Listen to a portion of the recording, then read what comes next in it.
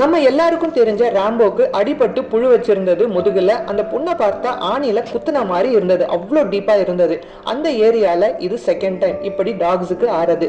துரதிருஷ்டவசமா இந்த ராத்திரியில பிளாஸ்டிக் பாட்டில்ஸை எடுக்க வர்றவங்க, குப்பை பறக்க வர்றவங்க குனியாம எடுக்கிறதுக்காக ஆணி வச்ச குச்சியை பயன்படுத்துறாங்க. இந்த ஆணியை பாட்டில்ஸ் எடுக்கவும் பயன்படுத்துறாங்க. சிலர் இந்த மாதிரி அனிமல்ஸ் டாக்ஸை குத்துறதுக்கும் அடிக்கிறதுக்கும் பயன்படுத்துறாங்க. நம்ம ஸ்ட்ரீட் ப்ரொடெக்டிங் வாரியர்ஸ், அதாவது தெரு காவலாளிகள், அவங்கள தெருக்குள்ள விடுறதே இல்லை. ஏன்னா சிலர் திருடர்களும் இந்த வேஷத்துல சுத்திட்டு இருப்பாங்க. ஏதோ ஒரு சுயநலம் பிடிச்ச ராட் பிக்கர் அல்லது திருடன் நம்ம ராம்போவை குத்திட்டான்.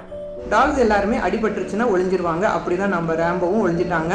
எல்லாரும் என்ன நினைச்சாங்கன்னா, பட்டாசு தீபாவளி டைம்ல நடந்ததுனால பட்டாசுக்கு பயந்து தான் எங்கேயோ ராம்போ ஒளிஞ்சிக்கிட்டான் போல இருக்கு அப்படின்னு நினைச்சாங்க. ஆனா புண்ணுக்காக ஒளிஞ்சது அப்புறம் தான் தெரிஞ்சது. அப்போ வரைக்கும் புண்ணு நல்லாவே புழு வச்சு சீல் வச்சிருந்தது. டாக்ஸை ஸ்ட்ரீட்ல அட்டாக் பண்றவங்களுடைய நோக்கம் என்னவா இருக்குன்னு நமக்கு தெரியாது. அதனால எல்லாருமே அலர்ட் ஆயிருங்க. ராத்திரியில டாக்ஸ் பௌபோ பண்ணாங்கன்னா வெளியே பாருங்க.